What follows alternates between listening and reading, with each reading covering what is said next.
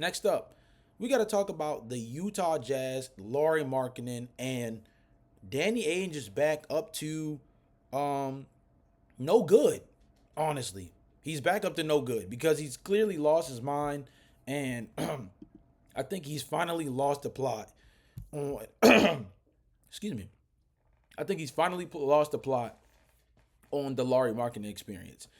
He's had two or three different opportunities to move off of Lauri Markkanen in order to get some kind of legitimate either draft capital back or young player. And for some reason, he hasn't pulled the trigger. We've seen this in the past a million times when, as the general manager for the Boston Celtics, you had a chance at Jimmy Butler. You didn't do it. You had a chance at KD. You didn't do it. You had a chance at Paul George. You didn't do it. You had a chance at Anthony Davis. You didn't do it.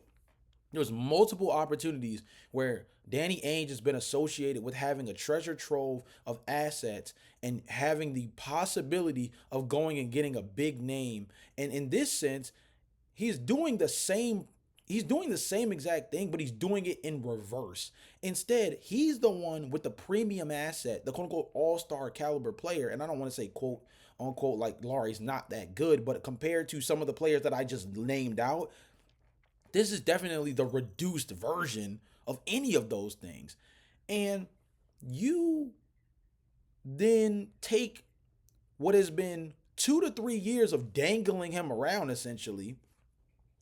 And now, for a team in the Detroit Pistons, who is easily the best they've been in a decade in terms of how they've been on the floor so far this season. I know their 13 game winning streak just recently was snapped by the Boston Celtics, but this was a team that lost 26 straight games, you know, not too long ago, right?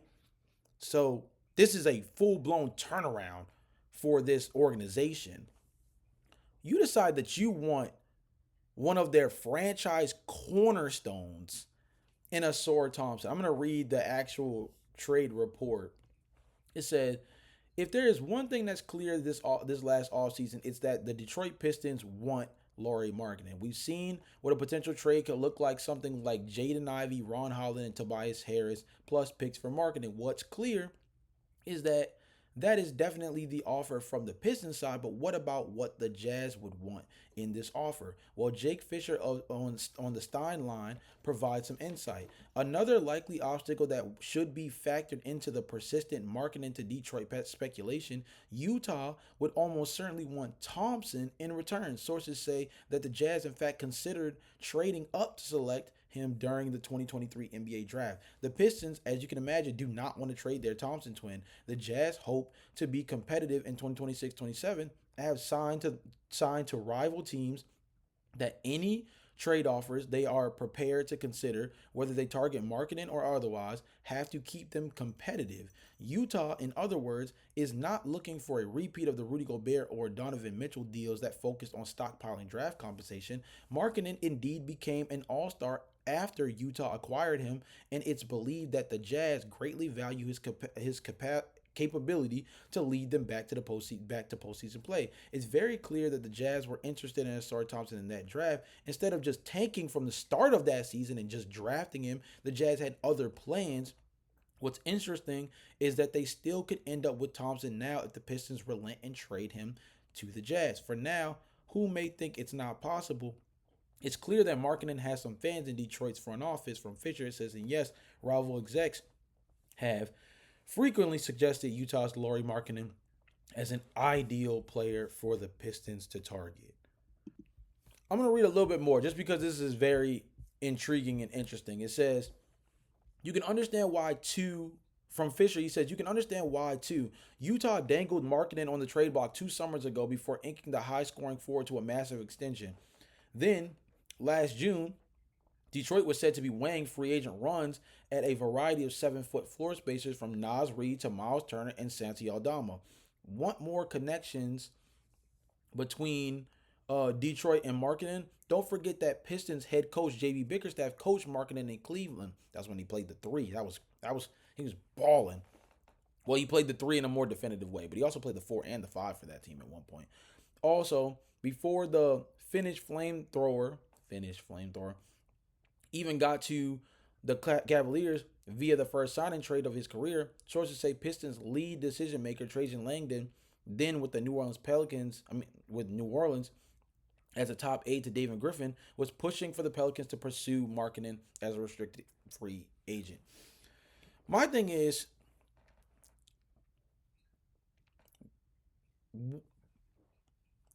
first off, there's a couple of different elements.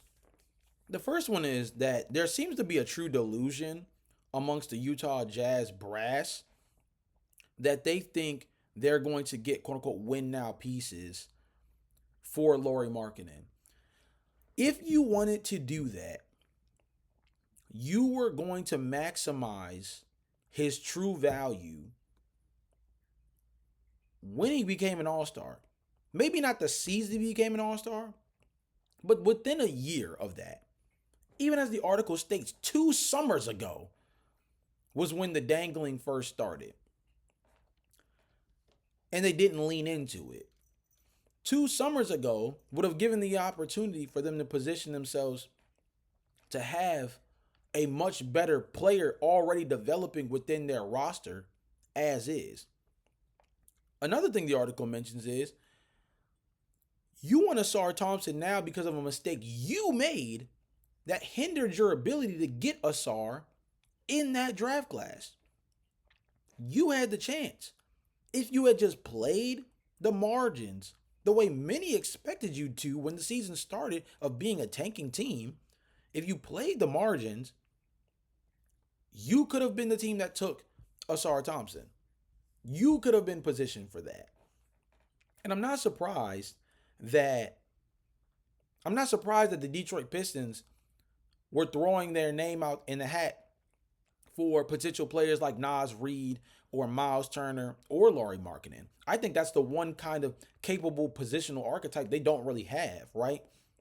From a floor spacing big perspective, what's that like? Maybe Isaiah Stewart, as far as what he brings, but I think all 3 of those guys obviously have a little bit more offensive upside than Isaiah. Now, as far as defense, you can, parse back and forth about who you think is the better defender within that group.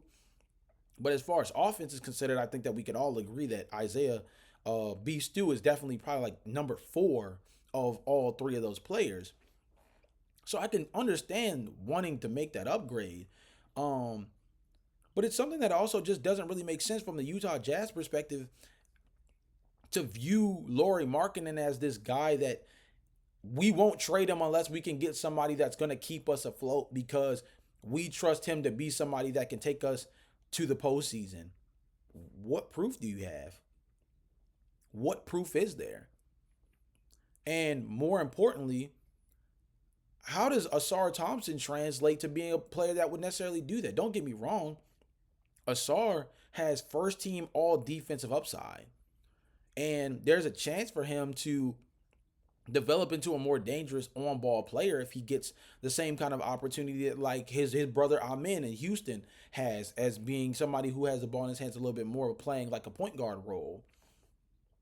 But who's to say that that's not just a version of you getting another draft asset and kicking the can down the road? I mean, if we're being honest, and the article actually says it says, finally, the biggest win out of a trade like this for the Jazz, aside from a nice prospect and picks, is that their most important asset this season will improve their own draft pick. It's the concept that fans never seem to understand. Utah's best asset right now is the potential to draft an all-world talent in Darren Peterson, AJ DeBonsa, Cam Boozer, and Caleb Wilson. The most important thing for Utah right now, who is sitting at 9 in the lottery standings, which would give the Thunder their pick, Utah now knows that with this current roster, which is 100% designed to make Lauri Markkanen the focal point of everything, at best, it is a 5-10 team. And that's with an easy schedule to start the season. Utah has to wake up, get this pick solidified, and worry about next season. Again, wrapping the whole thing around the idea of you don't get to pick and choose as Danny Ainge in this situation. Lauri Markkanen, you dangled him out when he was at the peak of his powers and as far as trade value. You've dangled him out when the luster was a little less there in terms of him falling off offensively a little bit. Then he was dealing with a little bit of injury issues here and there. Now, yes, you've positioned yourself to now make him the focal point and rebuild his trade ability, his trade value.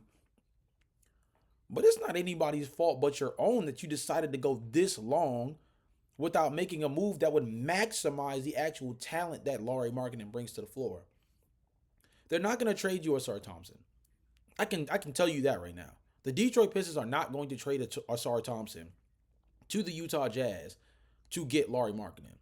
Will they maybe give up Ron Holland and Jaden Ivey? I can see that, especially because Jaden Ivey is a player that is going to be up for a contract this upcoming summer. And I don't necessarily know if they want to re-sign him. No disrespect to Jaden Ivey, but between his compatibility with Cade Cunningham, something that's been a conversation for the last 2 years, maybe even the last 3, and the fact that he's somebody that's dealt with real injury issues, even dating back to his time in Purdue, this is a player that could be an interesting trade chip. Now, him, Ron Holland, and again, a salary filler in someone like Tobias Harris paired with a draft pick or two is a good way to still get youthful, have guys who would be good in the now, and also help in freeing up your books later on, like with guys like Tobias Harris who will fall off, or even allowing your books to be freed up this upcoming summer with Jaden Ivey and letting him walk, and it opens up real cap flexibility for you too, right? So the truth of the matter is that there's no way in the world that the Detroit Pistons are going to give up Ausar Thompson. But I'll ask you guys, Ausar Thompson, Ron Holland, Tobias Harris, and a first for Lauri Markkanen. Deal or no deal? You guys let me know in the comment section down below. I say no deal, and I'm hanging up the phone so quick they didn't even realize I picked it up in the first place. But you guys let me know in the comment section what you guys think.